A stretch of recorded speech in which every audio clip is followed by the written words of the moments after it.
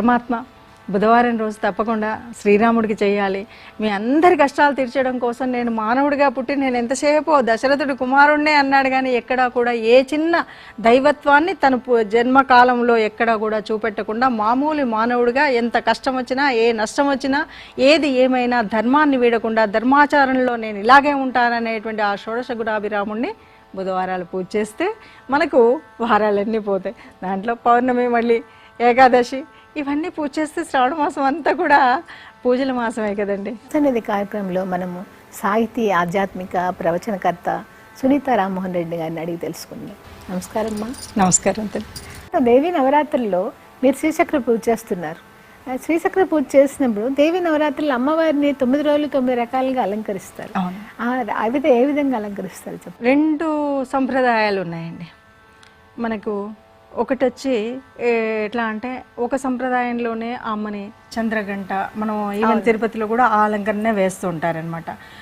ఈ అలంకరణలో ఉండేటువంటి విభాగానికి చెందింది ఒక భాగం. అంటే మనం అమ్మవారిని ఒక్కొక్క రూపంలో బ్రహ్మచారిణిగా, స్కందమాతగా, చంద్రగంటగా అంటే ఆ రూపాలు వేసుకొని ఉంటాం. ఈ 9 రోజులలో కూడా అమ్మ ఏ రకంగా ఉంటుంది. స్కందమాత అనగానే సుబ్రహ్మణ్య స్వామి పుట్టడానికి కారణమైనటువంటి ఆ కుమార సంభవానికి కావలసినటువంటి అన్ని కథాకథనాలు చెప్పుకోవడం, ఒక మాతృమూర్తికి ఉండేటువంటి సలక్షణాలు ఏంటి, ఇవన్నీ కూడా మనం అట్లాగే బ్రహ్మచారినిగా ఉంటే ఆ పార్వతీదేవి ఆ బ్రహ్మచారినిగా ఎంతగా తర్వాత చంద్రగంటగా ఎలా వచ్చింది, ఇవన్నీ కూడా మనం చెప్పుకునేటువంటిది ఒక సంప్రదాయం. ఇంకొక సంప్రదాయంలో ఎలా ఉంటుంది అంటే మనం మొదటి రోజు ఆ బాలని ఏంటంటే పసిపిల్లగా అమ్మవారు కూడా పసి రూపంలో ఉంటే ఎలా ఉంటుంది అని మనం ఇక్కడే కన్యా పూజ కూడా చేయిస్తూ ఉంటారు. చిన్నపిల్లలందరికీ కూడా 9 మందిని తీసుకొచ్చి 2 సంవత్సరాలు దాటిన తర్వాత 9 సంవత్సరాల వయసు లోపల ఉన్నటువంటి వాళ్ళని బ్రహ్మగా బాలగా చూపెడుతూ ఉంటారు. ఇక్కడ ఏంటంటే ఆ బాలా పూజ అనేటువంటిది, ఆ బాలా మంత్రం అనేటువంటిది తొలినాళ్ళల్లో ఎవరైతే అమ్మవారి కాళ్ళు పట్టుకుని అమ్మ నువ్వు తప్ప నాకు దిక్కు లేవు అనేటువంటి వాళ్ళందరికీ కూడా బాలా త్రిపుర సుందరేశ్వరి యొక్క అదంతా కూడా మనకు ఆ ప్రభావం మన మీద కనపడుతుంది. ఇక అక్కడి నుండి ఒక్కొక్క రోజు ఎట్లా ఎదుగుతుందో మనకు చెప్పేటువంటి కథనం. ఇప్పుడు సరస్వతి రూపం వేశాం. సరస్వతి ఏంటి అది చెప్పగానే జ్ఞాన సంపద.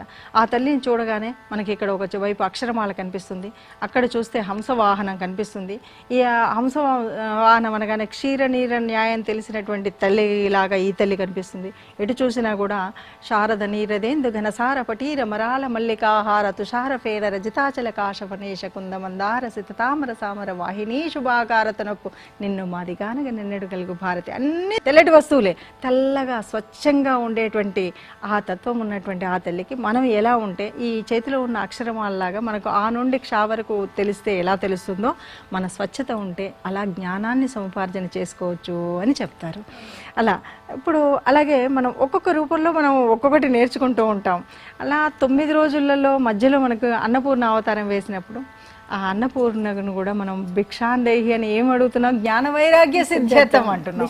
అంటే అందులో ఏంటి నాకు జ్ఞానాన్ని ఇవ్వమంటున్నాం, వైరాగ్యాన్ని ఇవ్వమంటున్నాం, ఆ తండ్రిలో కలిసేటువంటి తత్వాన్ని ఇవ్వమంటున్నాం.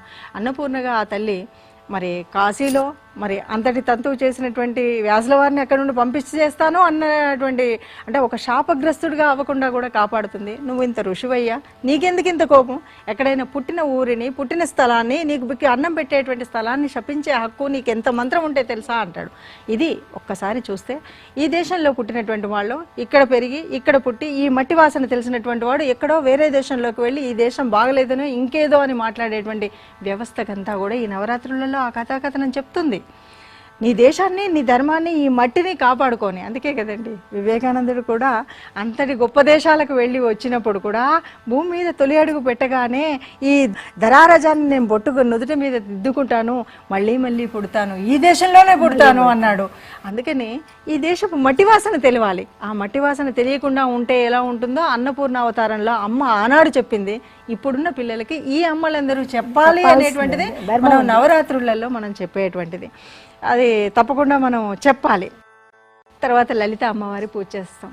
చక్కగా తల్లిని అందరూ కూడా లలిత అమ్మవారిని కూడా పార్వతి సర్వరూపాలంకరణలో చూస్తూ చక్కగా చిద్విలాసంగా నవ్వుతూ పచ్చడి చీర కట్టుకుందా, చెరుకుగడ పట్టుకుందా అన్న తర్వాత పోతే అందరూ కూడా శ్రీమాత శ్రీ మహారాజ్ఞి శ్రీమత్ సింహాసనేశ్వరి చిదగ్నికుండ సంభూత దేవకార్య సముద్యత ఉద్యద్భాను సహస్రాభ అంటూ ఆ తల్లిని, అమ్మ నువ్వు దేవ కార్యం కోసం నువ్వంతా కూడా ఈ అగ్నికుండంలో నుండి వచ్చినటువంటి తల్లి మమ్మల్ని కాపాడ్డాను నీకెంత అంటారు.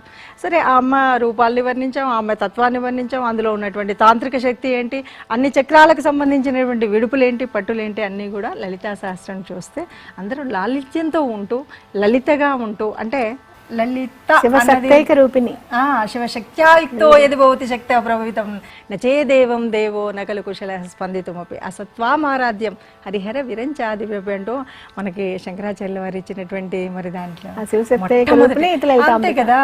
శివుడి యొక్క శక్తి అమ్మ లేకపోతే శివుడు లేడు, శివుడు లేకపోతే లేదు, అయినా సరే అమ్మ శక్తి గొప్పది అన్నది మనం చెప్తూ ఉంటాం. అట్లా ఒక్కొక్క రూపంలో ఒక్కొక్క తత్వాన్ని, దుర్గాదేవి అంటే అరే మిమ్మల్ని ఏ దుర్గములు మన దగ్గరికి రాకుండా కాపాడేటువంటి తల్లి దుర్గాదేవి.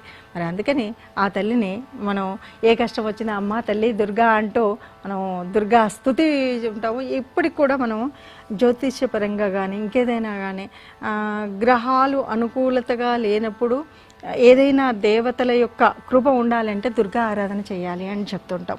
ఆ దుర్గా తల్లి దుర్గమ్మ మన దుర్గములను కాపాడే తల్లి కాబట్టి మనం పూర్వకాలంలో కూడా దుర్గములు అని కోటలు ఉండేవి, ప్రతి దుర్గంకి ఒక దుర్గమ్మ ఉండేది, ఆ దుర్గమ్మే కాపాడేది. అమ్మమ్మ అంటాం. అంతేకాదు ఎవరైనా సరే ఒక వీరనారి శక్తి యుక్తంగా ఉంటే కూడా దుర్గాదేవి లాగా ఉన్నావు దుర్గా శక్తి అంటాము. అది మనకు కనిపించేటువంటిది కనిపిస్తుంటుంది. రాజరాజేశ్వరి విజయలక్ష్మికి స్వరూపంగానే మనం చూస్తాం. అంటే బాలగా మొదలైనటువంటి ఆ తల్లి సరస్వతిగా ఉన్నా కూడా ఎలా జ్ఞానం సంపాదిస్తే ఏమొస్తుంది, ఆ జ్ఞానం సంపాదించిన తర్వాత ఒక అందరికీ పెట్టాలనేటువంటి భావన వచ్చేటువంటి అన్నపూర్ణగా, ఒక లలితా పరమేశ్వరి లాంటి పరిపూర్ణ తత్వంగా, ఇవన్నీ కూడా అంటే ఒక్కొక్క ఎదుగుదల. ఈ ఎదుగుదల అమ్మ అవతారాల్లో మనకెందుకు చూపెట్టింది అంటే ఈ అవతారాల మూలంగా మనము ఇప్పటి కాలంలో ఇంకెప్పటి కాలమైనా సరే ఆ తల్లి ఎందుకు అది చేసింది అని చెప్పడం కోసమే.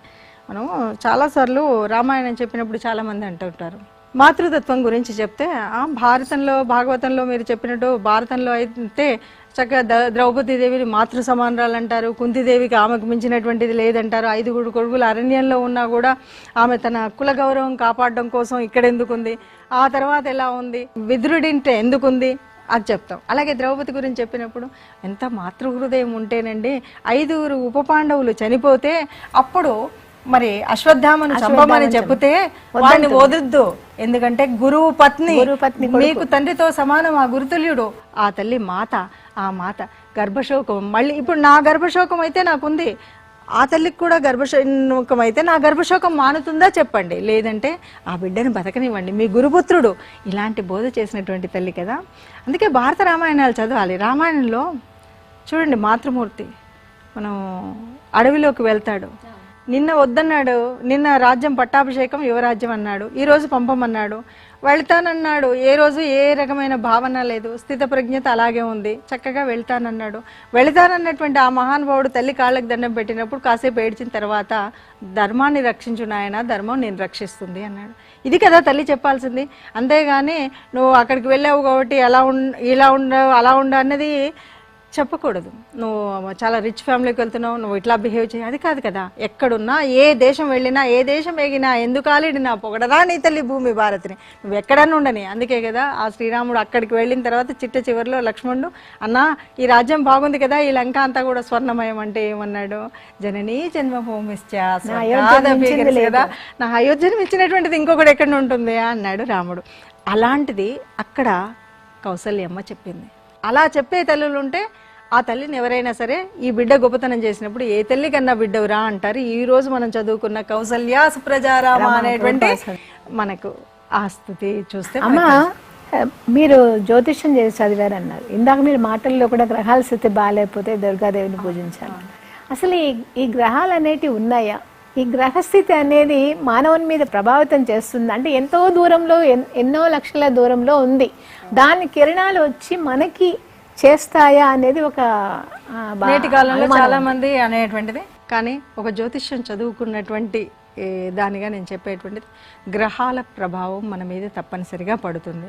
ఇది ఎవరు అవునన్నా కాదన్నా, ఎంత నాస్తికవాదంతో ఎవరు ఏది చర్చించినా గ్రహ ప్రభావం ఉంటుంది. గ్రహరాజు సూర్యుడు. అందుకే ఈరోజు కూడా మనం ప్రత్యక్ష భగవానుడు అని చెప్పి ఆ సూర్యనారాయణుడికి మనం సూర్య నమస్కారం చేస్తే మరి నిజమా అబద్ధమా? తప్పకుండా ఆరోగ్యం ఎందుకు కలుగుతుంది అంటే సూర్యుడు వేడి మాత్రం మనకు కలుగుతుందనేనా? మరి చంద్రమండలం మీదకి వెళ్ళింది, మన చంద్రయాన్ 3 వెళ్ళింది, చాలా విజయాన్ని సాధించాడు అని మనం సాధించింది అని చెప్తున్నాం. ఇప్పుడు ఒక్కొక్కరు ఒక్కొక్కలాగా చెప్తారు. ఆ శాస్త్ర ప్రకారంగా వెళ్ళింది. వీళ్ళు మన వాళ్ళు ఎన్నో గంటలు ప్రయత్నించారు. దాదాపు 784 ఎంతో మంది సైంటిస్టులు నిరంతరం ప్రయత్నం చేస్తే 3 సంవత్సరాల ప్రయత్నంలో వాళ్ళు చివరి 19 నిమిషాలు ఇలా భయంతో కూర్చున్నారు. కేవలం 0.3% తప్పైనా కూడా అది విఫలమైపోతుంది.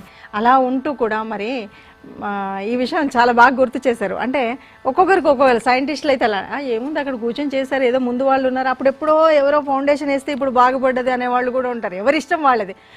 ఎవరైనా కాస్త సాహిత్యం తెలిసిన లేదు, ఆధ్యాత్మిక ఏం లేదమ్మా, నేను భారతమాత అనుకుంటాను, తల్లి భారతి కదా.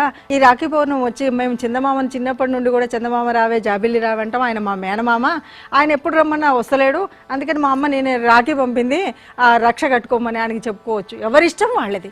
అంటే ఇక్కడ ఏంటంటే యద్భావం తద్భవతి. ఈ భావన ఎలా ఉంటుంది అంటే గ్రహాల మీద పడుతుందా అంటే తప్పకుండా గ్రహాల యొక్క ప్రభావం ఒక మనిషి జీవనం మీద ఖగోళ శాస్త్రం చదివిన ప్రతి ఒక్కరూ చెప్తారు. కాదు కూడదు అంటే పెళ్లి కాని వాళ్ళందరికీ ఆ కుజగ్రహం వల్ల ఉండేటువంటి వాటి వల్ల మరి కుజగ్రహ దోషం తీసుకున్నాక ఎందుకు పెళ్ళవుతుంది? కుజగ్రహం కోసం దానం ధర్మం చేయమన్నారు. మనకు అందులో ఉంటుంది ఆ గ్రహ చక్రంలో ఏమని ఉండే బచక్రంలో మనకుంటే సూర్యుడు రాజు అని, చంద్రుడు రాణి అని, వీళ్ళకున్నటువంటి వాళ్ళల్లో సైనికుడు కుజుడని, ఇలా మనకు రకరకాలవి చెప్తూ ఉంటాం. అందులో చెప్పినటువంటి భాగంగానే శని సేవకుడు. ఆ శని ప్రభావం వల్ల ఏళ్ళనాటి శని అవ్వండి, అర్ధమాష్ట శని అవ్వండి, శని జన్మంలో ఉండనివ్వండి, ఏం చేయాలి అంటారు? శని ఆయన అమ్మ మీరు శనివారం రోజు ఎవరైనా మీ ఇంట్లో పనిచేసే కర్మచారులు ఎవరైనా ఉంటే వాళ్ళకి కాసింత తిండి పెట్టండి, వాళ్ళు ఆనందంగా ఉంటారు. నేను కూడా చెప్తున్నానండి, నాది కూడా మకర రాశి. నేను శని ఇప్పుడు ఏళ్ళనాటి శనిలో ఉన్నాను, కానీ ప్రతి శనివారం నేను తప్పకుండా ఆ పనులు చేస్తూ ఉంటాను. దానివల్ల ఉపయోగం ఉందా లేదా అంటే నాకు తెలిసినంత వరకు నేను చెప్పిన ఇప్పటి వరకు ఎవరికైనా ఏదైనా ఇలాంటి వచ్చినప్పుడు ఆ గ్రహస్థితి చూసి చెప్పినప్పుడు కూడా చాలా వరకు జరిగింది. దాన్ని బట్టి నాకు అర్థమైంది ఏంటంటే ఎవరో ఏదో రెటవాదాలు ఉంటాయి, ఎన్నో ఉంటాయి. అప్పటి నుండి ఇప్పటి వరకు అండి సాహిత్యంలో కూడా ఎన్ని వాదాలు ఉన్నాయి. శ్రీవాదం ఉంది, ఇంకేదో వాదం ఉంది, ఇలాంటి అనేక వాదాల్లో ఎవరి నా నమ్మకం ఇదే అనేటువంటి వాళ్ళు కొంతమంది ఉన్నారు. కానీ గ్రహాలు అనేటువంటివి సక్రమంగా ఉన్నప్పుడే వాటి ప్రభావం వల్ల మనం ఆరోగ్యంగా ఉంటాం, సంతోషంగా ఉంటాం, భార్యాభర్తల సంబంధం బాగుంటుంది. అనేక విషయాలు ఒకటి కాదు, మన ఆర్థిక వ్యవస్థ ఎలా ఉంటుందో మనం చెప్పగలుగుతాం, మన ఇంటి సౌకర్యం ఎలా ఉంటుందో చెప్పగలుగుతాం, మాతృస్థానం 4వ స్థానం ఎలా ఉంటే వాక్ చాతుర్యం, నీకు 2వ స్థానం బాగుంటే చక్కగా నువ్వు అందరితో మాట్లాడి మెప్పు పొందగలిగి ఉంటావు అని చెప్తారు. నిజమా కాదా అంటే అలా తెలుస్తుంది మనకు. ఆ 2వ స్థానంలో ఉన్నటువంటి గ్రహాలను చూస్తే మనం చూడగానే వాళ్ళు మనకు చెప్పకముందే అయ్యా నువ్వు ఒక ఉపన్యాసకుడు కదా, నీ మాట అందరూ అవునండి అవునండి అంటుంటారు. ఎందుకంటే మనం ఆ గ్రహాలను చూసే చెప్తున్నాం కదా. అక్కడెక్కడున్నా ఆ ఖగోళంలో ఉన్నటువంటి గ్రహాల ప్రభావం మనం ఈ భూమి మీద ఉన్నటువంటి మానవుల మీద తప్పకుండా పడుతుంది. గ్రహస్థితి బాగుంటేనే మన స్థితి బాగుంటుంది అని చెప్పుకోవాలి. మీరు 2 స్థానాల గురించి చెప్పారు, తర్వాత స్థానాలు కూడా 12 స్థానాలు కదా, అవి కూడా చెప్పండి. ఇక్కడ ఏంటంటే కమ్యూనికేషన్ స్కిల్స్ కానీ సోదర భావం కానీ ఇక్కడ మనకు కనబడుతుంది. చతుర్థంలో ఇక మొదటిదైతే జన్మస్థానం తనుభావం, తన యొక్క శరీర ఆరోగ్యం ఇవన్నీ ఉంటాయి. తర్వాత చతుర్థంలో అమ్మకు సంబంధించినటువంటి మన చదువుకు సంబంధించినటువంటి అంటే చిన్నప్పుడు చదువుకునేటువంటి ప్రాథమిక విద్య, ఇలాంటి వాహన సౌకర్యాలు ఇవన్నీ అక్కడ కనిపిస్తాయి.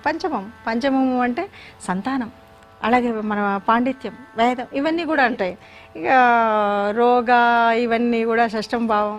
తర్వాత సప్తమం మన వ్యాపార సంబంధం కానీ భార్యాభర్తల సంబంధం, ముఖ్యంగా అదే మనం చూస్తాం. ఏదైనా సరే పార్ట్నర్షిప్ అన్నమాట, ఇది చూస్తాము. అష్టమ భావం ఇది మనకు విజయాన్ని కలిగిస్తుంది, కాంపిటేటివ్ ఎగ్జామ్స్లో వాటిలో ఉండేటువంటి తత్వాన్ని కల్పిస్తుంది. 9వ భావం పూర్వపుణ్యఫలం అంతా కూడా అక్కడ దొరుకుతుంది. దానివల్ల తండ్రి పితృస్థానం, పితృ నుండి మనకు వచ్చేటువంటి లాభాలు ఏంటి, మన పూర్వీకుల నుండి వచ్చేటువంటివి ఏంటి. తర్వాత ఉద్యోగస్థానం 10వ భావం, 11 రాజ్యభావం, ఇలా 12 వ్యయం ఆ ఖర్చు ఎలా ఉంటుంది ఏంటి అన్నది మనకు 12 భావాల్లో ఉండేటువంటి భావాలు తెలుస్తాయి.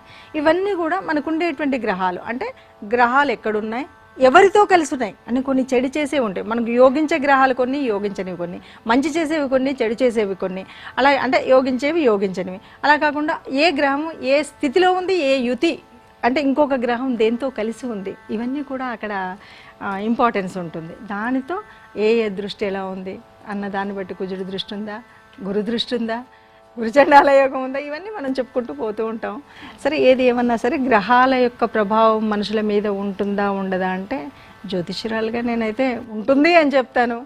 దాన్ని ఉన్నదాన్ని కూడా మనం ఉన్నది కాబట్టి మేము నష్టాల్లోనే ఉంటాం అన్నది ఎప్పుడు కాదు. అలాగే మనం చాలా మంది శనిశ్చరుడు అంటే భయపడుతుంటాడు. శనిశ్చరుడు భయపట్టేవాడు కాదండి, ఒక క్రమశిక్షణ నేర్పేటువంటి ధర్మదేవత. ఆ ధర్మము మనం చేస్తూ పోతూ ఉంటే ఏమీ కాదు, ఈ కష్టాన్ని ఓర్చుకొని ఈ కష్టాల్లో ఎలా నెట్టుకొని రావాలో ఒక మానవ జీవితం ముందు జీవితానికి ఇక తర్వాతి కాలం అంతా నువ్వు విజయుడవే.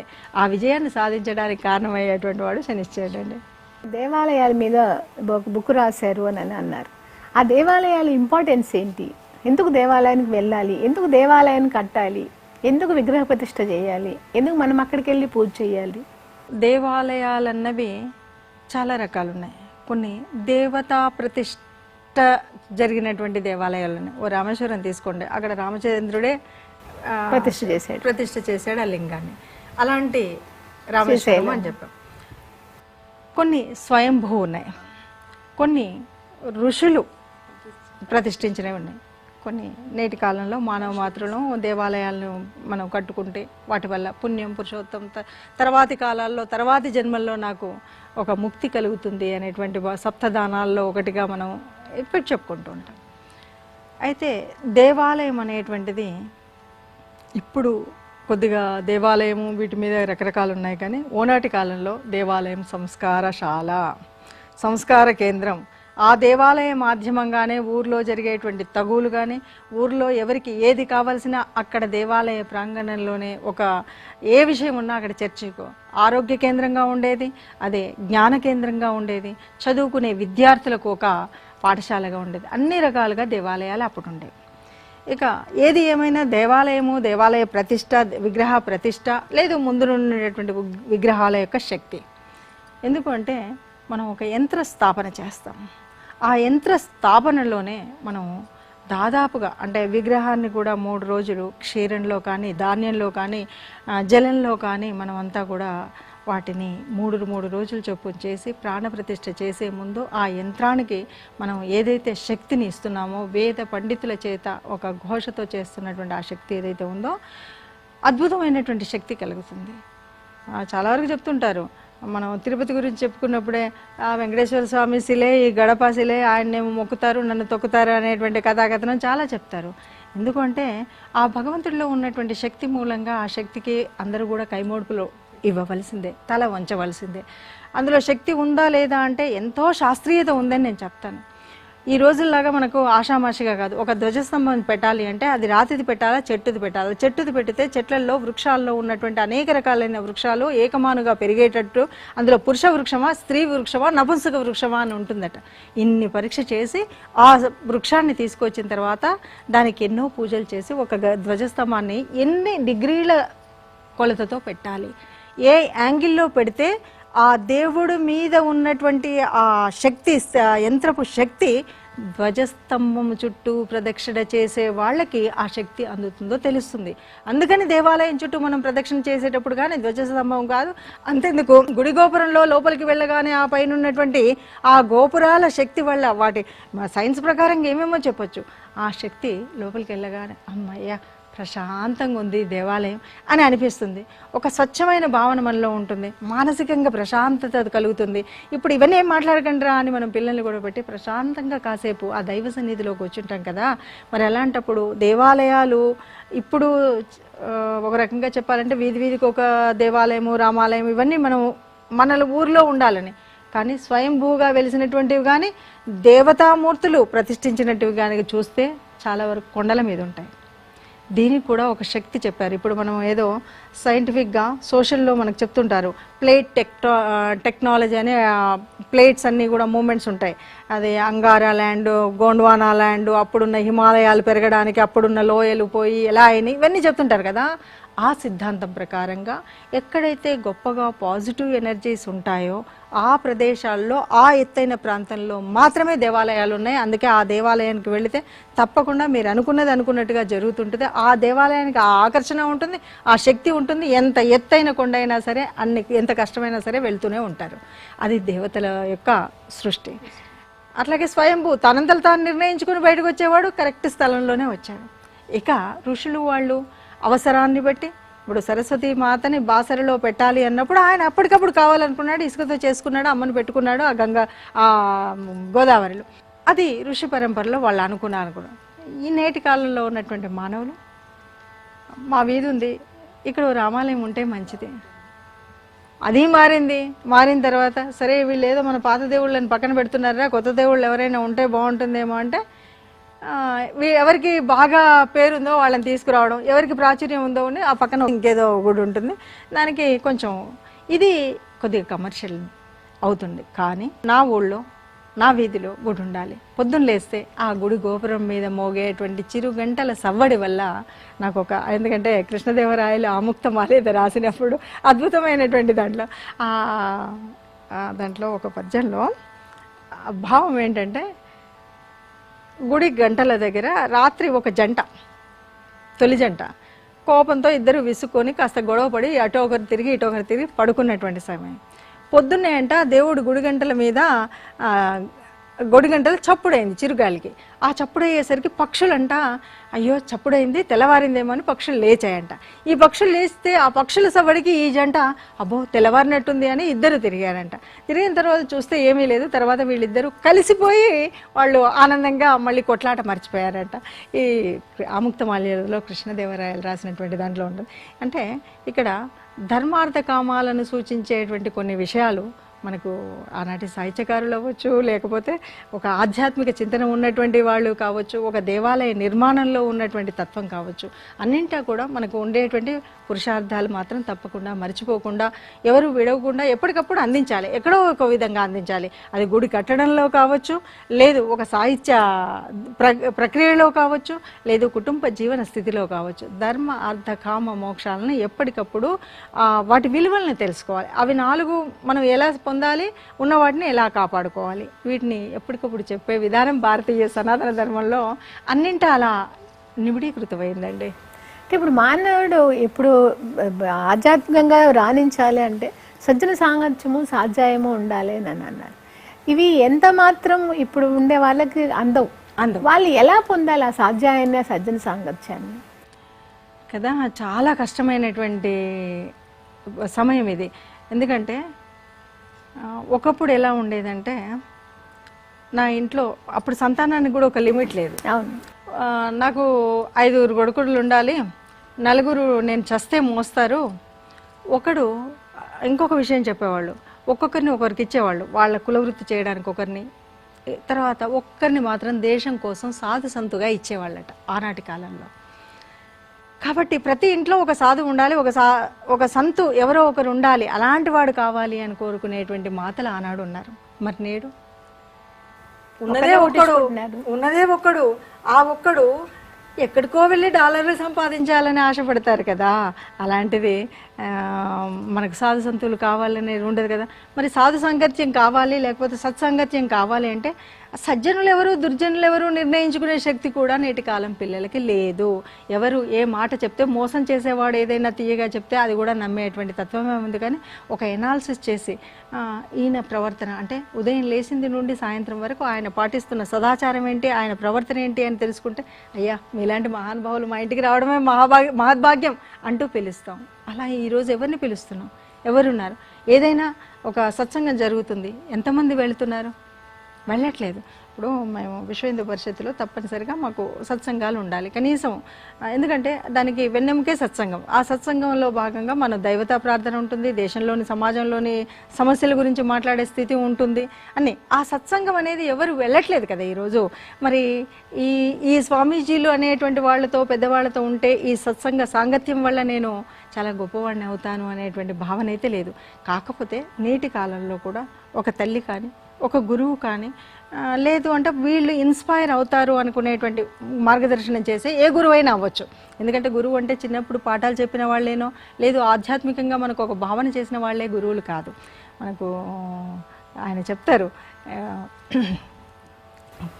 ఎన్నో 16 రకాల గురువులని ప్రకృతి అని 24 మంది గురువులు ప్రకృతిలో దత్తాత్రేయులు చెప్పినట్టు అన్ని రకాల గురువులు అందరూ గురువులే. కాకపోతే ఈరోజు ఫోనును కూడా ఒక గురువు అనుకుంటే కర్మ కాలి వాళ్ళు ఏదో ఎలాగో 24 గంటలు చూస్తూ ఉంటారు కాబట్టి అందులో ఓ చాగంటి వారిదో లేకపోతే ఓ సామవేదం వారిదో ఎప్పుడో ఒకరిది ఓ ప్రవచనం వింటూ కొంత అయిందనుకోండి, దాన్ని ఉంటే కూడా అది కూడా సత్సాంగత్యమే అనొచ్చు. దానివల్ల మారిన, ఎందుకంటే సైన్స్ అండ్ టెక్నాలజీలో మనం పైన ఎక్కడో ఉన్నటువంటి మనం అప్పుడెప్పుడో 1947 విషయాలు ఏంటి అని మాట్లాడే పిల్లలందరికీ మనం చెప్పొచ్చు ఏంటంటే మీరు ఏది వాడుతున్నారో అదే వాడండి. దాంట్లోనే సత్సంగం ఏంటి, ఆ గురువుల యొక్క గొప్పతనం ఏంటి, గురుతుల్యులు ఎవరనాలి, అమ్మా నాన్నల యొక్క గొప్పతనం ఏంటి, అమ్మ చెప్పిన మాట అమ్మ నీకేం తెలియదు అనే పిల్లలు ఎక్కువగా ఉన్నారు. కానీ అమ్మ ఏమీ తెలియకుండా అమ్మ అవ్వదు. అమ్మ చదువు రానిదైనప్పటికీ కూడా అనుభవ సారంతో అనేక విషయాలు చెప్పగలిగినటువంటి గొప్ప గురువు అమ్మ. కాబట్టి అమ్మ చెప్పిన మాటలు, గురువులు చెప్పిన మాటలు అవి వినే సమయం లేదు, నేను చేసే ఉద్యోగం పెద్దది అంటే కనీసం మీరు నిరంతరం వాడేటువంటి టెలివిజన్లు కానీ టెలిఫోన్లు కానీ ఎప్పుడో ఒకప్పుడు కొంత ఓ పండగ పేరు చెప్పి వినండి. లేదు ఏదో మంచి కాలంలో, లేదు మీకు సమయం ఏమీ తెలియట్లేదు అన్నప్పుడైనా చూడండి. ఆ సత్సాంగత్యం యొక్క విలువ తెలుస్తుంది. సద్గురువు లాంటి వాళ్ళు ఎన్నో మన ప్రోగ్రామ్స్ ఇస్తూ ఉంటారు టీవీలలో.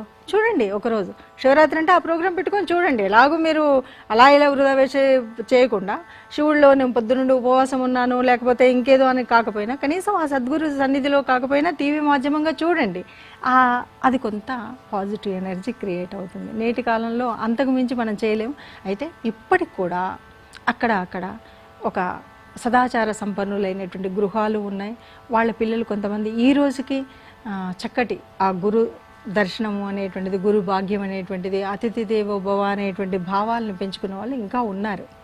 ఆ శివరాత్రి యొక్క గొప్పతనం ఏంటి, అసలు శివుడిని మనం ఎందుకు పూజించాలి? చాలామంది శివుని మీద చాలా అపప్రదలు చాలా ఇది ఉన్నాయి, అవి కొంచెం చెప్తారా? శివరాత్రి రోజు మనం పూజించేటప్పుడు ఏమంటామంటే ఆ శివలింగం ఉద్భవించినటువంటి కాలము అంటాం. ఆ కాలం చెప్పేటప్పుడు కూడా మనం ఏమంటామంటే ముఖ్యంగా ఓ కథ ఎప్పుడు అందరు చెప్తూ ఉంటారు. బ్రహ్మ విష్ణువులకి ఓ తగాదా వచ్చింది, నేనే గొప్పవాడిని అని. ఈ గొప్ప అనే తగాదాలో ఇద్దరి పోట్లాటలో మరి ఈ శివుడు ఉద్భవించాడు. ఆయన ఏదో చెప్పాడు, నేను తెలుస్తాను, ముందు ఆది అంత్యాలు తెలుసుకోండి ఈ శివలింగమే అన్నాడు. ఆది అంత్యాలు తెలుసుకోవడానికి బ్రహ్మ మాత్రం కాస్త పట్టుదలతో, ఆయనకు నెమలి వాహనం ఉంది కాబట్టి గబగబా వెళ్ళిపోయాడని పైకి వెళ్ళి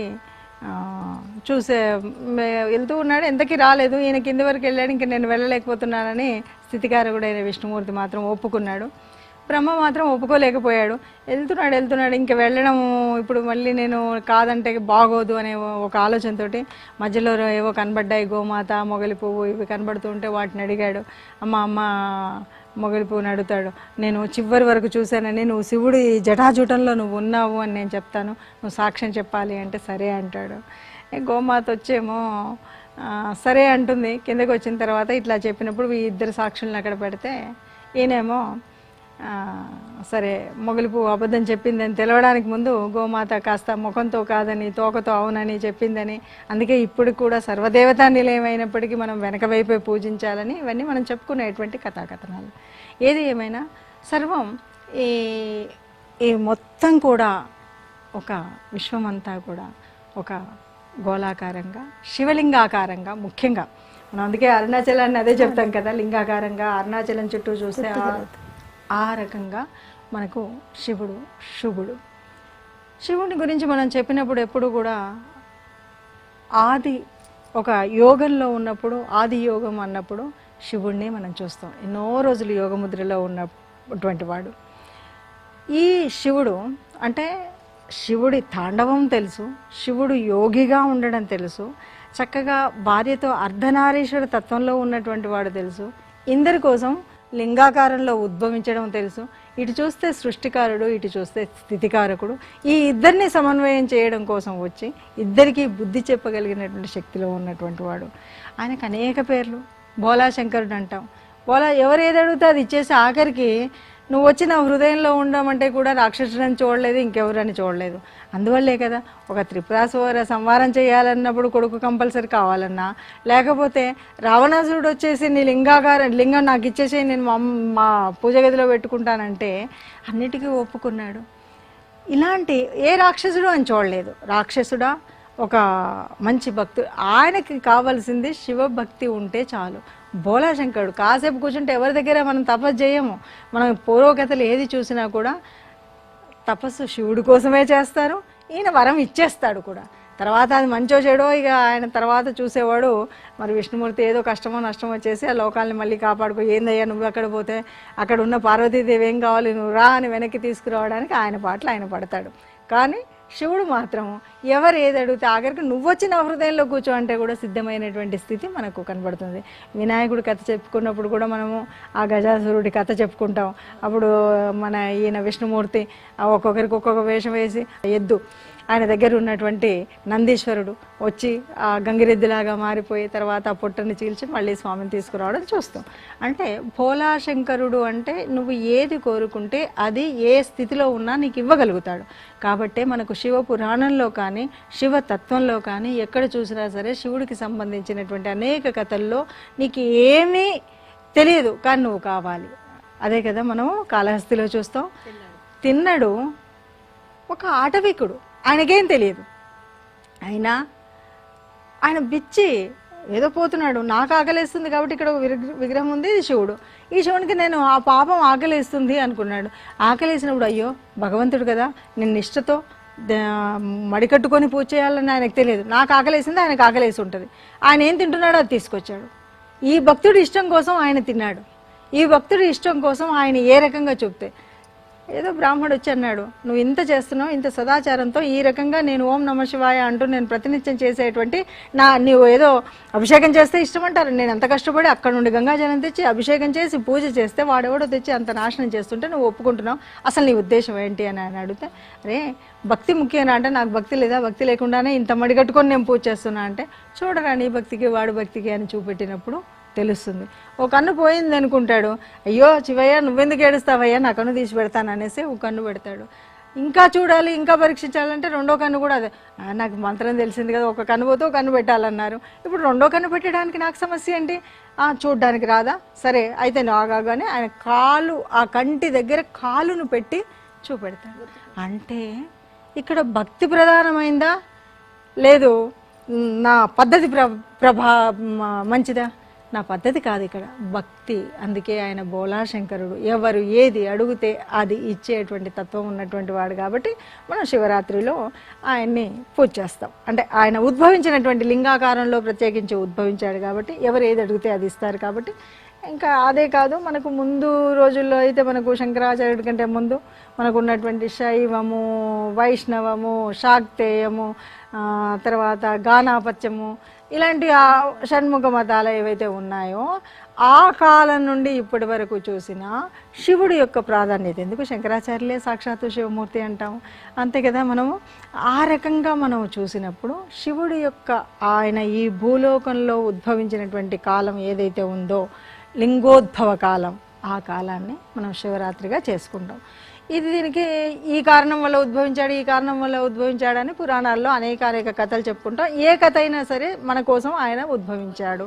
ఉద్భవించినటువంటి ఆయన్ని మనం ఎలా చేయాలి ఎందుకు అంటే, ఉపవాసము అంటే పెద్దలు ప్రవచనకర్తలు అందరూ చెప్పేది ఉపవసించడం, దగ్గరగా ఉండడం అంటారు. అంటే శివుడికి సంబంధించిన అనేక భక్తులు ఎంతోమంది ఉన్నారు, వాళ్ళందరూ కూడా ఏమేం చేశారు, ఈయన మీద ఉండేటువంటి అది మనం చెప్పుకుంటూ ఉంటే మనకు కొంత ప్రాధాన్యత అని చెప్తుంటాడు. నువ్వు ఉపవాసం ఉండక్కర్లేదు, పనికిరాని గజ దొంగలు లాంటి వాళ్ళు కూడా ఆ రోజు ఏదో ఆహారం దొరక్క అన్నం తినలేక గుడిలోకి వచ్చి దొంగతనం చేద్దాం అనుకున్నప్పుడు ఏమీ కనపడకుండా అక్కడ మినుకు ఉంటున్న దీపాన్ని కొద్దిగా ఎగవేసి కాసింత నూనె పోసినందుకే ఆయన్ని ఆ శివ సాన్నిధ్యంలోకి తీసుకున్నాడు అంటారు. అంటే ఇక్కడ నువ్వు ఇన్ని రోజులు ఏం చేసినా కూడా కొంచెమైనా పుణ్యం చేస్తే ఆ శివరాత్రి రోజు ప్రత్యేకించి నువ్వు పుణ్యము, ఆ తత్వము, ఆ స్వామి కోసమే నువ్వు ఆలోచించడము, స్వామి నామాన్ని నిరంతరం జపించడము, ఆ స్వామి ఆలయానికి వెళ్ళడం, అభిషేక ప్రియుడు కాబట్టి అభిషేకం చేయడం, సరే పంచామృతాలు అన్నారు, ఇవన్నీ మనం దాంట్లో కూడా మనం ఆలోచిస్తే ఒక్కొక్క జాముకి నిజానికి ఏంటంటే రాత్రులలో ఉండేటువంటి ఒక్కొక్క జాములో ఒక్కొక్క ద్రవ్యంతో, అంటే తేనెతో ఒకసారి, క్షీరంతో ఒకసారి, దధితో ఒకసారి, ఘృతంతో ఒకసారి, ఆ గోఘృతంతో అట్లాగా ఒక్కొక్కసారి ఒక్కొక్క దాంతో చేసి అది ప్రసాదంగా పొద్దున్నుండి ఏమీ తినకుండా ఉన్న వాళ్ళకి ఇస్తే, ఈ పొద్దున్నుండి తినకుండా ఉన్నటువంటి వాళ్ళకి ఈ శివుడి యొక్క ఆ అభిషేక ప్రసాదం ఏదైతే ఉందో అది కొంత శక్తిని ఇస్తుంది. ఆ శక్తి వల్ల, ఎందుకంటే అక్కడే నీరసించి పడిపోకూడదు కదా, ఆ రాత్రంతా కూడా ఆ శివ పురాణానికి సంబంధించిన కథలు, శివుడికి సంబంధించిన కథలు, శివభక్తులకు సంబంధించిన కథలు వినగలిగే శక్తి వస్తుంది. అంటే ఆ రోజంతా కూడా నువ్వు చేయాల్సింది ఏంటంటే నిరంతరం స్వామి జపం, స్వామి తపం, స్వామి గురించే ఆలోచించడం, స్వామి గురించే వినడం, శ్రవణం చేయడం అనేటువంటివి చేయాలి. ఈ రోజులలో కొంతమంది సినిమాలు వేసుకొని లేకపోతే ఇంకేదో చేసుకొని ఇంకా రకరకాలైనటువంటి లేటెస్ట్ ఆటలు అన్నీ కూడా ఆడుతూ ఉండడం అనేటువంటిది నిజమైన జాగరణ అయితే కాదు. మనం అంటుంటాం పిల్లల్ని కూడా, అరే జాగరూకులైకి ఉండండి రా అంటాం. అంటే మెలకుగా అంటే దేహపరంగా మెలకుగా ఉండడం అనేటువంటి అర్థం కాదు. అసలు జరుగుతున్నటువంటి స్థితిలో నీ నీ నీ జీవితం వరకే చూసుకుంటే నీ జీవితానికి ఒక జాగరూకుడివై ఉండు. రేపు రాబోయే కష్టాలను, నష్టాలను, లేకపోతే ఈ శక్తిని, యుక్తిని పెళ్ళుకోవడానికి నీ స్థితి ఏంటి, నీ గతి ఏంటి అనేటువంటి జాగరూకత తెచ్చుకో. నువ్వు స్వామి గురించే ఆలోచిస్తూ ఉన్నప్పుడు, ఆ కథలన్నీ వింటున్నప్పుడు అసలు భక్తి ఉంటే ఎలా ఉంటుందో నీకు తెలుస్తుంది. అందుకని జాగరణ చేయమన్నారు. అందుకని ఉపవసించే, అంటే ఆ సామీప్యంలో కూర్చొని సామీప్యంలో ఆయన రూపాన్ని, ఆయన వర్ణాన్ని చూడండి, అలాగే చూస్తూ ఉండండి. అనేక రకాలు ఏం చేశారు వివేకానందుడు లాంటి వాళ్ళు ఎన్నోసార్లు ఎవరు కనబడితే వాళ్ళని అడిగాడు, నీకు తెలుసా దేవుడు, నాకు చూపెడతావా? చిన్నప్పటి నుండి ఇదే తంతు, ఎక్కడ చూసినా అదే అడిగాడు. చివరికి ఆయన వెళ్ళినప్పుడు ఈయన్ని అడిగితే ఆ గురువు శిష్యుణ్ణి వెతుక్కోవడం అంటుంటారు. అసలు ఎప్పుడు కూడా శిష్యులు గురువుని ఎత్తుకోకూడదంట, గురువే శిష్యుల్ని ఎత్తుకోవాలి. నా వారసత్వాన్ని ముందుకు పంపించగలిగినటువంటి వాడు ఎవడున్నాడు అనేటువంటిది కనుక చూస్తే ఆ రామకృష్ణ పరమహంస చూడగానే ఇక్కడ ఉన్నావురా నా, ఇక్కడ ఆత్మీయంగా ఇలా పట్టుకోగానే ఒక్కసారిగా ఆ శక్తి అంతా అందింది. అంటే ఆ గురు శిష్య సంబంధంలో ఉన్నటువంటి తత్వం కదా. అందుకని సామీప్యత అనేది, ఆ దైవం సమీప ఉండడం అనేటువంటిది మనకు అది కావాలి. అందుకని ఆ రోజు ఉన్నటువంటి మన ప్రోక్షణ చేసేటువంటి జలం కావచ్చు, అభిషేక జలం కావచ్చు, ఏదైనా సరే అది పవిత్రం. అసలు దేవాలయమే పవిత్ర ప్రాంగణం. అక్కడ ఉంటేనే మనసుకు ప్రశాంతత, అక్కడ ఉంటేనే ఈరోజు నీకున్నటువంటి చీకులు చింతలు అన్నీ కూడా పోయి ఒక్కసారిగా మానసిక ప్రశాంతత ఏర్పడుతుంది కదా. మరి అలాంటిది రావాలి అంటే మరి అంటే ఏ తల్లి అయినా సరే చూస్తే ఆ తల్లి వాళ్ళ పిల్లలు చెప్పి కుటుంబానికి చెప్పి అది ప్రచారం అవుతుంది అన్నారు. అంటే ఒక తల్లి స్థానం కుటుంబంలో ఎలా ఉంటుంది? మనం మాతృదేవోభవ అని తల్లికి మనం ప్రథమ స్థానం ఇచ్చాం మన ధర్మంలో. మరి అలాంటి ధర్మంలో ఎలా ఉంటుందంటే ఎప్పుడైనా సరే ఆ స్థానం మొదటి స్థానమే. తల్లి తొలి గురువు, ఇది కూడా మనమే చెప్తాం.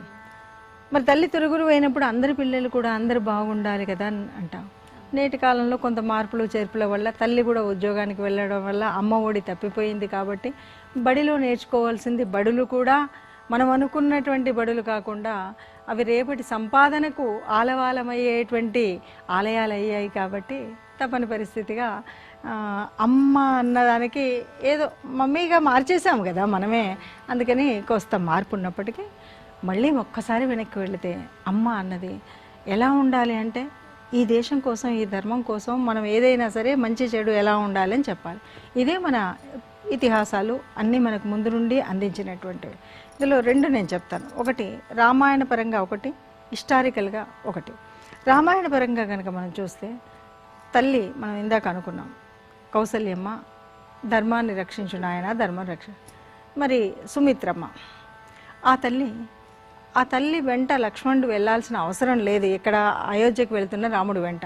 కానీ ఆ తల్లి వెళ్ళవు నాన్న, అక్కడ అయోధ్య లేదనుకోకు, అన్నే నీకు నాన్న, మీ వదినమ్మే అమ్మ, అదే అయోధ్య, నువ్వు నిరంతరం ఆయన సేవ చేసుకునేటువంటి భాగ్యం నీకుంది అని చెప్తుంది కదా. సరే కౌసల్యమ్మ వీళ్ళిద్దరు బాగుంది, కైకమ్మ అయితే కాదు కదా, ఆమె మూలంగానే వెళ్ళాడు కదా అంటే ఆ తల్లి కూడా ఒక లోకరక్షకుడు అంటాం మనం ఎప్పుడు కూడా, కులరక్షకుడు అంటాం. కులాన్ని పెంచేటువంటి ఒక శకుంతలకు భరతుడు పుట్టాడంటే కుల పురుషుడు అంటాం, అంటే భరత వంశం పుట్టింది అని. అలా ఆ రాముడంటే ఎంతో ఇష్టంగా చిన్నప్పటి నుండి కన్న తల్లిని మించి పెంచుకున్న తల్లిగా నిరంతరం రాముడితో ఆడేటువంటి తల్లి, భరతుడి కంటే మిన్నగా ప్రేమించిన తల్లి. రాముడికి ఉపనయనం జరిగేటప్పుడు అందరూ ఎన్ని ఇచ్చినా ఇష్టపడని రాముడు, కైకమ్మ ఆ మణులు రత్నాలు పొదిగిన ఖడ్గాన్ని జోలలో వేయగానే ఆనందాన్ని, నాయన నీ శౌర్యాన్ని ఉత్పత్తి చేసుకో అని ఒక తల్లిగా చెప్పినటువంటి తల్లి. అంతేకాదు రాముడికి తొలి గురువు కూడా ఆ తల్లే కదా. ఆ తల్లి ఎప్పుడు ఈ రామరాజ్యం తరతరాలు ఈ గిరులు జరులు ఉన్నంతవరకు ఇలా ఉండాలంటే ఆ తల్లి తన పేరును త్యాగం చేసిందని చెప్పొచ్చు మన రామాయణం ద్వారా. అలా పౌరుషవాక్యాలు పలకడం వల్ల ఆయన వెళ్ళడమైనా, అంటే అంతకుముందు మందరవచ్చి చెప్పినప్పుడు మంచి ముత్యాల హారం ఇచ్చి ఆనందించింది. అలాంటి తల్లి వెళ్ళమన్నది అంటే 14 సంవత్సరాలనే కాలనీడివి పెట్టింది అంటే ఆ తల్లి అక్కడున్న రాక్షసులందరూ సంహరించబడితే, ఆ సంహరించిన తర్వాత పరమకిరాతకుడైనటువంటి రావణాసురుడు కూడా చనిపోతే తర్వాతి కాలం అంతా లోకరక్షణ కలుగుతుంది. రాముడు అంటే రాముడే, రాముడు మించిన రాజ్యం లేదు, రాముడు మించిన ధర్మం లేదు అని ఇప్పుడు ఈరోజు ఇప్పుడే కాదు ఇంకా ముందు తరాలు కూడా చెప్పుకోవాలంటే ఆ రోజు ఆ తల్లి చేసిన త్యాగం. అందుకని అమ్మ ఒక్కొక్కసారి కటుగా మాట్లాడుతుంది, అంత లోపల బిడ్డ మీద ప్రేమ లేదని కాదు. ఇక్కడ మనం సుమిత్రమ్మ గురించి చాలా ఎక్కువ చెప్పుకోవాలి. ఈమె ధర్మాన్ని రక్షించమని పెద్ద తల్లి చెప్తే అమ్మ రెండో తల్లి ఏం చెప్పింది పిల్లలకి అంటే, ఆమెకి 2 కొడుకులు. ఒక కొడుకుని, నాయన ఈమె ఎంత నిరంతర దైవోపాసకురాలు కదా, నాయన నువ్వు అన్నతో ఉండు, అన్న సేవ చేయి, అంతకు మించింది లేదు అని అన్నను దైవంగా భావించింది. ఇక్కడ ముందు తెలుసు. ఇంకో కొడుకును భరతునికి పాప చెప్పింది. భరతుడు రాముడు చెప్తే రాజ్యం చేయడానికి పాదుకలతో వచ్చాడు, నందిగ్రామం వరకు ఉన్నాడు. అంటే ఈయన రాజ్యం, ఆయన దేవుడు, ఈయన దేవుడు, ఆయన దేశం. తల్లి తనకున్న 2 బిడ్డల్ని ఒకరిని దేవుడికి ఇచ్చింది, ఒకరిని దేశానికి ఇచ్చింది. ఇది ప్రతి మాతృమూర్తి నేర్చుకోవాల్సినటువంటి విషయం. అందుకే అయితే ఇప్పుడు ఇది విన్నవాళ్ళైనా ఎవరైనా అడగచ్చు, నాకు ఉన్నదే ఒక కొడుకమ్మా, నేను ఎవరిని ఈ దేశానికి పంపించాలి, లేకపోతే దైవం కోసం వదిలేయాలా, మరి నా సంపాదనకి ఏదని. ఎప్పుడు కూడా ఉన్న ఒక్కడికే దేశభక్తి దైవభక్తి నేర్పిస్తే సరిపోతుంది. ఆ దేశభక్తి దైవభక్తి ఉన్నప్పుడు సమాజంలో ఉన్నటువంటి అన్ని రకాలైన విషయాలని తెలుసుకుంటూనే ఇది నా దేశం అనేటువంటి ఒక ప్రేమ ఉంటుంది. దేశం మీద ఎలాంటి అఘాయిత్యాలు వచ్చినా ఒక కోపం పెరుగుతుంది. దేశ ప్రగతి అప్పుడు సంతోషం కలుగుతుంది. ఆ ప్రగతికి ప్రోత్సాహం ఇచ్చే అటువంటి స్థితి మనకెప్పుడు ఉంటుంది. అందుకని దేశభక్తి దైవభక్తి ఉండేటువంటి తల్లులు ఉండాలి. అలా ఉండడానికి మనకి రామాయణం చూపెడుతుంది. ఇక చరిత్రలో శివాజీ కడుపులో ఉన్నప్పుడు జిజియామాత అక్కడ దేవనేరు కోట దగ్గర ఏడ్చింది. ఎందుకు ఏడ్చిందంటే ఆ తల్లి కడుపుతో ఉంది, బయట నుండి మరి అన్య మతస్థులు గోమాతను తీసుకెళ్ళి తినడం కోసం తీసుకెళ్తున్నటువంటి పరిస్థితి. గబగబా ఆ పొట్టను పట్టుకుని ఆ తల్లి దేవనేరు కోటలో అమ్మవారి ముందు పడి ఏడ్చి, తల్లి నేను ఇప్పుడు గర్భంతో ఉన్నాను, నా పుట్టబోయే బిడ్డడు ఎవడైతే ఉన్నాడో వాడు ఈ ధర్మరక్షణ స్థాపకుడైతేనే నాకు ఇవ్వు, లేదంటే ఈ గర్భ విచ్ఛిన్నం చేయమన్నది. ఏ తల్లన్నా తన బిడ్డలు నా గర్భ విచ్ఛిన్నం కావాలనుకుంటుందా? కాదు. కానీ ఆ తల్లి అనుకుంది, ఆ నమ్మకం పెట్టుకుంది, ఆ తల్లిని నమ్మింది.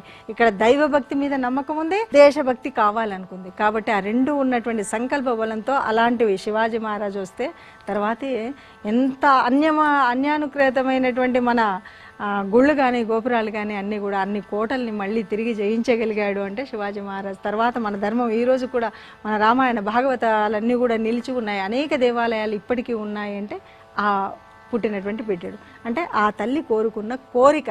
అందుకే ఈరోజు కూడా మనం చెప్తుంటాం గర్భిణీ స్త్రీలందరికీ కూడా, అమ్మా మీరు ఆ పిచ్చి పిచ్చిగా ఎగిరేవి దూకేవి చూడకండి అమ్మా, ఓ రామాయణం వినండి, ఓ శివాజీ మహారాజ్ చెప్పేటువంటి కథలు వినండి, అవి చూడండి అని చెప్తుంటాం. భారతం భాగవతం, ఓ ప్రహ్లాదుడి భక్తి ఉంటే, ప్రహ్లాదుడు లాంటివాడు ఉంటే అన్యకాంత లడ్డం పైన మాతృభావన చేసి మరలు వాడు అంటారు. ఎవరైనా కనబడితే వేరే అమ్మ తల్లి అనుకొని పోతారు, ఓ సహోదర భావంతో పోతారు. కానీ నేటి పిల్లలు ఎక్కడేమవుతుందో తెలియదు, ఎవరేమవుతుందో తెలియదు. మరి అలాంటి బుద్ధి రావాలి అంటే ఇక్కడ గర్భస్థ శిశువుగా ఉన్నప్పుడే తల్లి చేయవలసినటువంటివి అనేకం ఉంటాయి. అమ్మ గోమాత గురించి చెప్తూ ఉంటారు. మన ధర్మంలో ఫస్ట్ పొద్దున్నే మనం ఆవుల్ని పూజ చేస్తాం. ఈ గోమాత గురించి మీరేం చెప్తారు? గోమాత ఇప్పటిది కాదు, అసలు చెప్పాలి అంటే దేవలోకం నుండి ఆ క్షీరసాగర మదనంలో వచ్చినటువంటి సురవేజ్, అక్కడి నుండి తర్వాత మనకు విశ్వామిత్రులు వశిష్ఠులు ఉంటారు, అక్కడ కూడా ఆ కథలో కూడా మనకు అర్థమవుతుంది. అంతెందుకు మనకి దిలీప మహారాజ్ సంతానం కోసం నిరంతరం గోసేవ చేశాడు కదా, మహారాజు కదా, ఇక్ష్వాకు వంశానికి రాజు కదా, అయినా కూడా గోసేవ చేశాడు కదా నేటి కాలం. అంతెందుకు కలియుగ దైవం వెంకటేశ్వర స్వామి ఆయన ఎక్కడున్నాడో చెప్పడానికి కారణమైనటువంటిది ఈ గోమాతే కదా. అందుకని గోమాత అంటే నిరంతరం కూడా, అంటే మనం మామూలుగా అయితే నేటి కాలంలో అందరూ కొంచెం మామూలుగా ఉన్నటువంటి వాళ్ళు, సాహిత్య జ్ఞానం లేనటువంటి వాళ్ళు ఉన్నా కూడా గోమాతలో సర్వదేవతా నిలయం ఉంటుందమ్మా. అందుకని గోపూజ చేయండి. ఇందాక అప్పుడెప్పుడో గ్రహపీడాల గురించి వాళ్ళు చెప్పారు కదా, ఏ గ్రహపీడ ఉండనివ్వండి, గోసేవ చేసి గోగ్రాసం ఇచ్చినట్టయితే సర్వదోషాలు పోతాయని చెప్తుంటాం. ఎందుకంటే సర్వదేవతా నిలయం ఆ తల్లి. అయితే ఒకటి, గోమాత అనగానే కనపడ్డదల్లా గోమాత అంటే కొంత కష్టం. నేటి కాలంలో ఆర్థిక వ్యవస్థ దెబ్బతినో ఏమో తెలియదు, దేశీయ ఆవులు లేవు. ఆ ఊపురంలో సూర్యనాడి నుండి అనేక శక్తిని తెచ్చుకొని ఆ అమృతత్వాన్ని దున్నే పొలంలో చెందినటువంటి ఆనాటి మన ఎద్దులు, వృషభాలు లేవు. ఆ పాలు విషపు కలిగిన గడ్డిని తిన్నా బతికించేటువంటి, క్షీరాన్ని ఇచ్చేటువంటి గోమాత. ఆ గోమాత ఎప్పుడు కూడా తల్లి లేని బిడ్డలు ఎందరికో తల్లి అయినటువంటి తల్లి గోమాత అండి. గోమాత గురించి మనం ఏమిటంటే, ఇప్పుడు నేటి కాలంలో ఉన్న గోశాలలో లేకపోతే ఇప్పుడు జరుగుతున్న అస్తవ్యస్తమైనటువంటి వ్యవస్థలు అనేకం ఉన్నప్పటికీ కూడా గోమాత, దేశవాళీ గోమాతను వీలైతే పెంచుకోవడం, లేదంటే గోశాలకు వెళ్ళడం, లేదైతే కనీసం ఆ గోశాలలో గోమాతకు కొంత గోగ్రాసాన్ని ఇవ్వడము అనేటువంటిది నేర్చుకుంటే. ఎందుకంటే ఓనాటి కాలంలో ఇది వ్యవసాయక దేశంగా ఉన్నప్పుడు అందరూ కూడా 90 ఏళ్ల వయసులో ఉన్నటువంటి ముదుసలి వాళ్ళకు కూడా కళ్ళు కనబడేవి, కాళ్ళు నొప్పులు లేవు. అంటే ఆనాడు మన గో సంపద మీద ఆధారపడినటువంటి వాళ్ళు. ఈరోజు పంచగవ్యాలు అంటే ఏదో పూజకో పుణ్యానికో ఎప్పుడో అవసరానికి తెచ్చుకుని వాడుతున్నామే కానీ అప్పుడు నిరంతరం కూడా ప్రతి ఇంటి ముందు గోశాలలాగా గోవులు ఉండేవి. గో సంపద మనకున్నటువంటి అక్షర జ్ఞానంలో ఆ అమ్మ, ఆ ఆవు, ఈ ఇల్లు, ఈ ఈశ్వరుడు అని చెప్పి ఆయన ధర్మ అర్థ కామ మోక్షాలు చెప్తాడు. ఆర్థిక వ్యవస్థ అంతా కూడా ఆ గోమాత మీదనే ఆధారపడింది ఓనాటి కాలంలో ఇంట్లో మనకు. అందుకని ఈ అద్భుతమైనటువంటి ఒక తెలుగు భాషలో ఉన్న గొప్పతనం కూడా ఇదే. అద్భుతమైనటువంటి అక్షర జ్ఞానంతో పాటు మన ధర్మార్థ కామ మోక్షాల గురించి చెప్పేటువంటిది. అందులో తల్లి గోమాత అంటే అమ్మ తర్వాత అమ్మే కాదు, సర్వదేవతల నిలయం కాబట్టి అమ్మకు మించినటువంటిది. మనకే రకమైనటువంటి బాధలున్నా ఏదున్నా గోమాత సేవ చేయడం, గోప్రదక్షిణ చేయడం, గోగ్రాసం ఇవ్వడం అనేటువంటివి చేసినట్టయితే అంతెందుకండి, భగవంతుడు సర్వభగవంతుడైనటువంటి కృష్ణుడు చిన్నగా ఉన్నప్పుడు పూతన వచ్చేసి ఆయన మాయలు ఎప్పుడు చిన్నప్పటి నుండి చూపెట్టాడు. పూతన రాక్షసి వచ్చి పాలు ఇస్తాంది, ఈయన పాలతో పాటు ప్రాణాన్ని తీశాడు. పాపం ఆమెమో యశోదమ్మ భయపడిపోయింది, అయ్యో నా బిడ్డ మీద ఇలాంటి ప్రయోగాలు అవుతున్నాయి ఏంటి అని. అప్పుడు ఏం చేస్తుంది, గోశాలకు తీసుకెళ్ళి ఆ పేడంతా రాసి తోకతో దృష్టి తీసి ఇవన్నీ చేసింది. మరి ఇప్పుడు దృష్టి దోషం పోవాలంటే గోమాత తోక కావాలని ఇప్పుడు కాదు, అక్కడెక్కడో ద్వాపర యుగంలో చెప్తే ఈరోజు మనకి అది అపనమ్మకమా? కాదు, నమ్మకం. గోధృతము కానీ మనకి ఏదైనా సరే గోగవ్యాలు, పంచగవ్యాలు ఏవైనా సరే అన్నీ వాడకలో పెట్టాలి, ఆరోగ్యాన్ని ఇచ్చే. మీరు ఈ గోవుల గురించి చెప్పేటప్పుడు వెంకటేశ్వర స్వామి గురించి చెప్పారు కాబట్టి మన తిరుమల వెంకటేశ్వర స్వామి గురించి చివరిగా మీరు చెప్పండి. కలియుగ దైవం అంటే వెంకటేశ్వరుడే అండి. మనకు విష్ణుమూర్తి దశావతారాలు చెప్పినప్పుడు ఇక్కడెక్కడ ఈ అవతారం గురించి చెప్పలేదు. ఈ అవతారంలో కూడా ఇంకా అంతకుముందు ఉన్నటువంటి వారి కోరికలు తీర్చడం కోసమే ఇక్కడికి వచ్చాడట. ఎందుకంటే యశోదమ్మ ఈయన కళ్యాణాన్ని చూడలేదు. కళ్యాణాన్ని చూడడానికి సరే అమ్మ నువ్వు వచ్చే జన్మలో చూద్దువు కానీ అన్నాడు. అంటూ ఒక అమ్మకు విలువిచ్చినటువంటి దేవుడిగా, గోమాత గొప్పతనాన్ని తెలియజేసే దేవుడిగా, ఎవరికి ఏ కోరికలు అడిగితే ఆ కోరికలు తీర్చగలిగేటువంటి వాడుగా, గ్రహదోషాల్లో ఉండేటువంటి శనిశ్చరుడు అంటే కోపంగా పెట్టుకునేటువంటి వాళ్ళకి అది కాదురా పవిత్రమైనటువంటి శని వారమే నేను ప్రత్యేకంగా అందరికీ అన్ని దీవెనలు ఇస్తా అనేటువంటి దేవుడిగా, మామూలు మహిమ కాదండి. ఇక్కడ మనకు ఉన్నటువంటి ఆచార వ్యవహారాలన్నింటితో పాటు నేటికి కూడా అక్కడుండి ప్రత్యక్షమైనటువంటి ఒక నిదర్శనంగా ఎవరు ఏది మొక్కితే అది జరిగేటువంటి అది. అయితే ఏడుకొండల వాడు ఎట్లాంటి వాడు అంటే ఆయన మొక్కులు మాత్రం పెట్టుకోవద్దట ఆయన దగ్గర. మనం ఎప్పుడైనా ఏదైనా మొక్కుకొని ఆ మొక్కులు తీర్చకపోతే మాత్రం అది, అందుకే ఆయన తలనీలాలు ఇస్తామన్నా లేకపోతే ఇంకేది చేస్తామన్నా మొక్కులు మాత్రం తీరిస్తే ఎల్లప్పుడూ మనల్ని కాపాడుతూ ఉండేటువంటి స్వామి. నేను ఈ ఏడుకొండల మీద ఉంటూ గోవింద అనిపించుకుంటూ వకులమాతకి ప్రత్యేకంగా నా తల్లి గొప్పతనం అక్కడ అందరూ చూడలే కదా, అందుకని అమ్మతో నేను వివాహం చేయించుకొని ఇక్కడ ఉన్నాను. పరమ పవిత్ర వైభవమూర్తి ఏడుకొండలవాడు వెంకటేశ్వరుడు. ఆ మూర్తికి మనం ఎన్నిసార్లు ఎంత మొక్కినా కూడా అంతే. చాలా బాగుందమ్మా, చాలా బాగా పండగల గురించి స్టార్ట్ అయ్యి పండగల గురించి, దేవాలయాల గురించి, అన్ని దేవతల ప్రాముఖ్యత గురించి, గోమాత గురించి చాలా బాగా చెప్పారు. ధన్యవాదాలు. ఇది ఈనాటి గురుసన్నిధి కార్యక్రమం. చూశారు కదా, చిన్నప్పుడు వాళ్ళ మాస్టర్ వేసిన భారత భాగవత ఆమె ఇన్నందువలన, మెదడులో అది నిక్షిప్తమైనందువలన పెద్ద అయిన తర్వాత కూడా ఆమె ఆ సాహిత్యాలు, ఆ పురాణాల నుంచి ఎన్నో దేశభక్తుల గురించి ఈరోజు ఒక సాహితీవేత్తగా, ఒక ప్రవచనకర్తగా, ఒక ఆధ్యాత్మికవేత్తగా ఈరోజు ఆమె దేశభక్తురాలుగా ప్రయాణిస్తుందంటే చిన్నప్పుడు మనం విన్న ఆ భారత భాగవత కథలు. సో ఈరోజు అందరూ అమ్మలందరూ వాళ్ళ బిడ్డలకి అది నేర్పించాలని ఈ గురుసన్నిధి కార్యక్రమం. ఓం నమో వెంకటేశాయ. Sun Life multi speciality hospital ప్రజలకు నిరంతర వైద్య సేవలు అందిస్తున్న hospital. Diabetology, stem cell physician లో ఇండియాలోనే మొదటి డాక్టర్ గా పేరుగాంచిన డాక్టర్ విజయ్ భాస్కర్ గారు అత్యాధునిక విజ్ఞాన పరిజ్ఞానంతో, అంతర్జాతీయ ప్రమాణాలతో సామాన్యులకు సైతం అందుబాటులోకి తెచ్చారు Sun Life multi speciality hospital ను. అనుభవజ్ఞులైన వైద్యులతో అన్ని రకాల వైద్య సేవలు, ఆపరేషన్స్, సర్జికల్ ఎమర్జెన్సీలు, ప్లాస్టిక్ సర్జరీలు, చికిత్స అందించనున్నారు. 24 గంటలు అందుబాటులో ఫార్మసీ మరియు అంబులెన్స్ సౌకర్యం కలదు. సంప్రదించండి Sun Life multi speciality hospital, Dammaiguda. Contact number 8121678234, 9700971100.